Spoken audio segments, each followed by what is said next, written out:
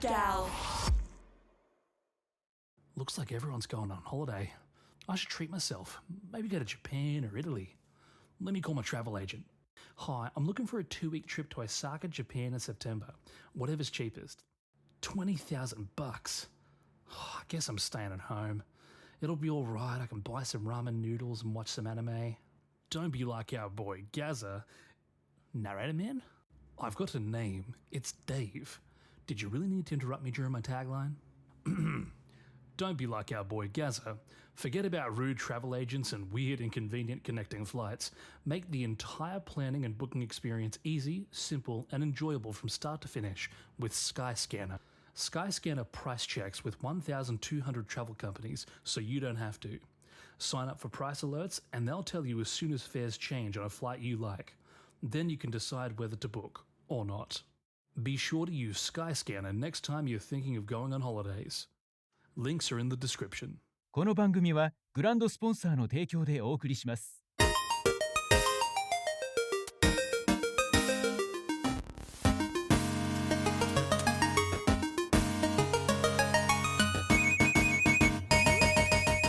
In the last couple of years of the podcast, since Jacob had gone on hiatus, I've been seriously struggling to find topics I can talk about without having a host. And believe me, it's hard. I didn't really like the idea of recording every week talking about games that I might not even be interested in. I've been looking to more content creators like Mags, Otome Kitten, and Chris Gildart recently for inspiration. I'm not here to emulate them, but I do like the idea of talking about games in a way that is timeless, like they do. Evergreen, so to speak. Before we get into it, please be sure to share this podcast around on all the platforms and give it a 5-star rating. I'm not here to beg for likes, but really the engagement and ratings really help us to grow. Also, maybe consider supporting us by checking out our sponsors. The links are in the description below. I've been a games journalist for the past 15 years, but within that, having an expertise on all things Koei Tecmo. I say Koei more so because I grew up with them and I didn't really know about Tecmo until after the merger and the whole TK family community arc on Twitter. If you know, you're an OG. In the last 15 years, I've grown a lot and I've learned a lot about the industry, including licensing, animation, games development, as well as overseas localization. That's including dubs and script translations. And that's what we're going to be talking about today. Koei's excellent overseas dubs and localization outside of the American English dubs. So what was actually responsible for me going down this rabbit hole? While doing a research for another Dynasty Warriors related episode, I had stumbled across a Reddit post showcasing Korean language dubs of retro Koei Tecmo titles, including Warriors Orochi 1 and 2, all 3 Kessen games, Dynasty Warriors 1 through 6, including the Extreme Legends and Empire spin-off games, and Mystic Heroes 1 and 2. It's worth noting, even I didn't know that Mystic Heroes 2 existed, but apparently they were a Japanese and Korean exclusive. Koei had produced Korean language dubs for Samurai Warriors 1 and 2 as well as their respected Extreme Legends and Empires games. Honestly, I was a bit surprised that a game focusing on samurai history would be popular in Korea, at least popular enough to publish it and fully localize it with a dub. Anyway, after seeing this, I tried to get these games in my hands legally, and if you decide to sail the 7 seas, you might actually be out of luck on this one. It's almost impossible to find ISOs online that aren't split into different parts, like 100 different parts, or without finding like redubs. So for example, Warriors Orochi 1 that actually has Korean subtitles put in as opposed to Korean dub with subtitles. So yeah, physical copies were very hard to come by on sites like eBay and whatnot. and they were super expensive if you were able to find them. Even the Japanese versions are super expensive for some odd reason. I'm not too sure why. So I decided to do what any good games journalist would do, and I hopped onto a plane to Seoul, South Korea, a country I'd never been to, nor really knew much about their gaming culture, apart from the fact that they're heavily into PC gaming and StarCraft. We'll be doing episodes on Umai, our food and travel podcast, sort of exploring more about Korea and etc. But I'm just going to tell you my experience here briefly with regards to gaming in Korea. After I settled in and I explored the city a bit, I came across a treasure trove of retro gaming in Yongsan, Seoul. Yongsan is well known for gaming and electronics in general, and in fact, there are two sides to this area if you ever decide to visit. One exit is very modern and takes you to what is called Dopamine Station, a mall dedicated to otaku goods and hobbies. So think of RC cars, there's a Gundam base there, there's official Nintendo and Sony stores where you can buy games, as well as otaku goods, and a few pop-ups. As well as a beautiful mall and pop-up stores, as I mentioned, I only knew about this place towards the end of my trip. I basically visited the Kotobukiya store and some other anime stores to get some merch. It was a really nice experience. The other exit takes you through a hotel and what I can only describe as the scariest car park you'll ever experience. It's straight out of a horror movie. Rusted corrugated metal, uneven floors, and ceilings that you can easily hit your head on if you're quite tall like me. Past that, there is an older electronics center. It's kind of like a strip mall, you know, smaller shops, market stores. I don't really know how to describe it, but it was oddly nostalgic.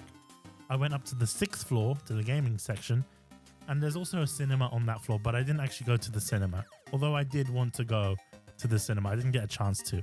This floor was a lot of mini stalls with people waiting for customers. It felt really cool. I got to search for the games that I didn't know existed, as well as games that never got a Western release, such as newer Dead or Alive Extreme games, which I did buy. So be sure to stick around for that episode. But I was there for one thing: Shin Sangoku Musou, aka Dynasty Warriors, aka Jin Samguk Musang, the Korean dubbed versions of Dynasty Warriors. Now, I did manage to get all the mainline titles somewhat easily, as well as Samurai Warriors 1. They even had a few copies of Musou Orochi or Musang Orochi, factory sealed, for a very reasonable price, in my opinion, around 90,000 won, about £50. I say this is a very good deal because to get any Korean copy on eBay costs around 150, and that's of course used. Some people might wonder, why didn't I get the Extreme Legends and things like that? I could have, but I was kind of limited on what I wanted to get, so I just wanted to go for this trip to get these games, and then later on I can get Extreme Legends, etc, etc, because I didn't know if they would work, and I didn't want to bring a bunch of games that potentially were not going to work on my PlayStation. Retro games in Korea aren't as cheap as Japan. I spent around £50 for the Korean versions of Dynasty Warriors 2, Dynasty Warriors 3, Dynasty Warriors 5, and I didn't get any Empires or Extreme Legends, although they did sell them, as I mentioned. In Japan, at Book Off or Hard Off or even Hobby Off, I paid around £4 for the same titles. Each of the games in Japan were about 150 yen. These shops also sold Japanese copies of these games, and then I started to realize, well, why was that? It was because these games were originally sold in Japanese. A lot of them were imports for the Korean market. Some of them were actually sold specifically for the Korean market and had subtitles, but had Japanese dubs, which I later found out. But in this case, these were special versions of the game that had Korean dub. Anyway, there's a lot of reasons for that sort of difference, right, in price. Korean versions are way more expensive and rare, Japanese or English versions of these games. They're rarer. And to be fair with you, as I mentioned, most of these shops carried Japanese copies of these games. The assumption being initially when Dynasty Warriors was released in Japan, the Korean public imported Japanese versions or bought these games for cheap whilst on holiday. Koei didn't originally localize these games until they opened an office in Seoul, South Korea. And unfortunately, they don't have an office there anymore.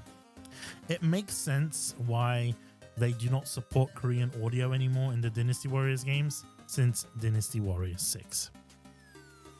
I believe the last title to get official Korean dub is Warriors Orochi, and not even Warriors Orochi Z, just the original Warriors Orochi 1. I don't think Orochi 2 had a dub.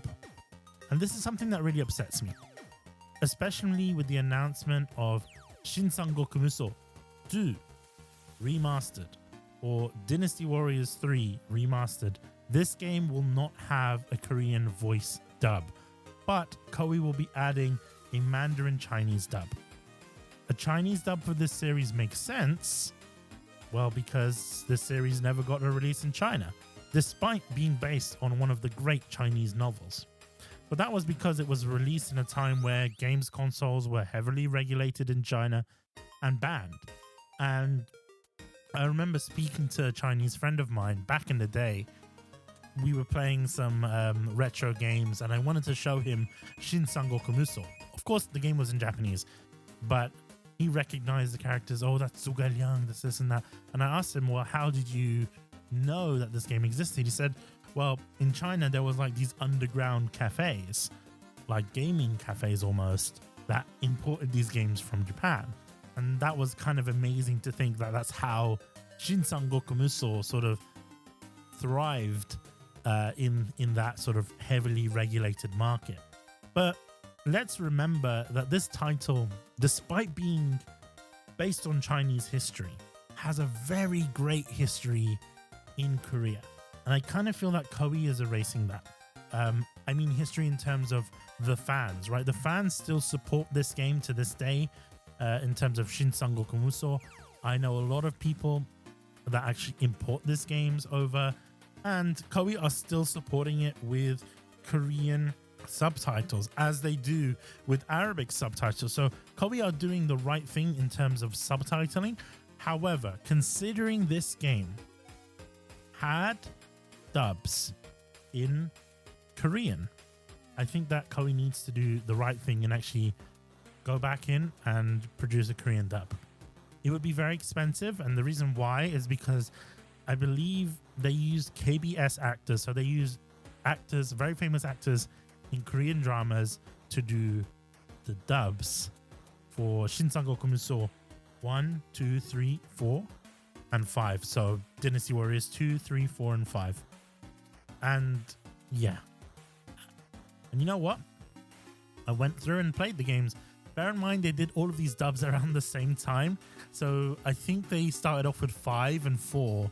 So Dynasty Warriors 5 and 4. And then they were like, okay, well, everyone's loving it. Let's just dub the rest of them. So they actually retroactively went back and dubbed all of these other games. And honestly, the dub is fantastic. I don't know if you guys ever played Dynasty Warriors 3 and the attack sounds and the Musou sounds in English, because they actually get away with using the Japanese voices for that. Enemy officer defeated and all that kind of stuff, like the actual dialogue. But the Korean has unique battle sounds in Korean with the Korean voice actors. And yeah, I'm excited to experience a Chinese Mandarin dub or Mandarin Chinese dub for Shinsangoku Musou 2. But I am kind of disappointed that Koei is not giving us a Korean dub. And that's just how it is. I'm going to give more of an opinion on the dubs as I go through it. And yeah, because literally I just came back and I managed to play them. And you might be wondering, Bish, how are you playing this on on your console? How can you do that? My console is unregion locked, if that makes sense. I'm not going to say how, but I've managed to unregion lock it, which is actually very good because now I can play my Korean discs, my Japanese discs, and also my UK discs and even US discs if I had. I don't actually have any US discs in my collection. But yeah, if you're ever in Korea, go to Yongsan. And I wouldn't even say bargain with them. Don't go there and haggle because it's not a nice thing, really. A lot of these people, like, literally going there to like the PS2 shops and stuff, it was a lot of elderly people, and I just kind of felt bad. And the prices weren't that bad, you know. Yes, in Japan I did get them way cheaper. Like I said, you know, if you want to pick up all of the Dynasty Warriors games in Japan, it will literally cost you like £4. In Korea it cost me 50, but it's still way cheaper than what I would have paid in the UK, and I got something unique as a souvenir. So, you know, I count that as a win. And I'll say this, right? I was looking for a used copy of Warriors Orochi in Korean language. This elderly couple went through and they were like, "Oh, we can't find the game like with a case," and they were like, "But you can have it for free." They literally gave me a game for free, and yeah, admittedly the game is damaged, so I can't actually play it at the moment, which is a little bit upsetting. But I'm gonna get that disc resurfaced. I tried to go into CEX, but they don't have resurfacing machines anymore. Like, no one really does. So if any of you guys have a resurfacing machine, let me know. Contact me on Twitter at GALP Podcasts, and yeah, let me know, and then we can sort something out because I really want to play Warriors Orochi in Korean. And I kind of feel like that's a good way to learn a language. Like, play the games that you love playing. Like, I know a lot of people are like, "Oh yeah, I learned English by watching Friends or How I Met Your Mother," but you know, I've never really heard people say, "Oh, I learned Japanese or Korean by playing Shinsangoku Musou." So yeah, maybe the next episode will be in Japanese or in Korean after I've played these games for a long time. But yeah, I bought other games from Korea as well. It is a very different gaming space. Like, electronic shops sell games as you normally would, right? But there is no dedicated gaming shops. There's like all of these smaller niche shops around, if that makes sense, like these sort of market stores, but there is no like EB Games or GameStop or anything like that, which is quite interesting. And I kind of prefer it that way, that it's like local mom and pop shops that sell these games. And yeah, you know that you're actually helping someone out as opposed to like helping out a massive company, you know? Anyway, that's the point. That's all I'm going to say. That's the end of this episode. I know I was waffling on for a bit, and you might be wondering, Bish, what are your thoughts on Dynasty Warriors? Oops, I said Dynasty Warriors. What's your thoughts on Dynasty Warriors 3 Remastered in Unreal Engine 5? You know what? We're going to do a dedicated episode on that with a guest. And I did mention Jacob because he's coming back, baby. Hell yeah. So yeah, me and Jacob are going to be talking about Dynasty Warriors 3 Remastered, as well as a bunch of different episodes. And the way that's kind of going to work is that every week, I'm hoping that you're going to get 2 episodes from me. So you're going to get 1 episode with me and Jacob every week. Fingers crossed. I can't guarantee that, but we'll try and get 1 episode of me and Jacob every week, as well as 1 episode of just me ranting or doing a review or whatever, because there's a lot of games I got to review, guys. There's a lot of games. I think I did Wild Hearts, but there's so many more. There's like Machina X or whatever. I don't know what that game is. It's from Marvelous. There's that game. I gotta do a Super Mario Galaxy 1 and 2, which thanks for Nintendo for sending me that, and I've been enjoying it a lot. And I'm gonna do an episode on Dynasty Warriors or Dynasty Warriors, the daddy of hack and slash, hashtag Dynasty Daddies or Dynasty Daddies. Let's do that, right? Yeah. Can we get that hyped? Can we get like a hashtag Dynasty Daddies if you're in America, or Dynasty Daddies if you're in the UK? Let's get that trending. I know Koei will hate me if I did that. But also Ninja Gaiden 4, which I didn't get a review code for because that's done by Xbox. Like, I don't know, Koei is not dealing with review codes for Ninja Gaiden, you know, because I think it is published by Xbox, so, or Microsoft Game Studio, whatever they want to call it. And there's another game that I'm trying to remember. Oh, DOA. We're going to do a special DOA episode to sort of like maybe as like a memorial episode to Itagaki-san. So obviously, as you guys may know, he had passed away in the past couple of weeks, and he's been a very formative part of a lot of games. There wouldn't be any sort of Ninja Gaiden 3D game without Itagaki-san. So I'm hoping in Ninja Gaiden 4 that there is some sort of tribute to him. And in addition to that, there wouldn't be Dead or Alive without Itagaki-san. So, and we'll kind of go through within that episode. It's more of like a memorial, but also we'll mention his life and go through a lot of the things, because I remember back in the day when interviewing with Koei, especially when talking about Dead or Alive or Ninja Gaiden, when they were doing like Sigma and all that kind of stuff, they specifically told me, and I'm going to say this, they specifically told me, please do not talk about Itagaki-san. And I was like, oh, okay, cool. So I'm not allowed to talk about him, but I'm going to now, because I realize this is my podcast. We're going to sort of remember him, sort of mention the controversies behind him as well, and sort of what led him to sort of break away from Koei Tecmo and from Team Ninja. So that being said, hope you guys enjoyed this episode. Remember, share it around. It really helps the show. And we'll see you guys next week.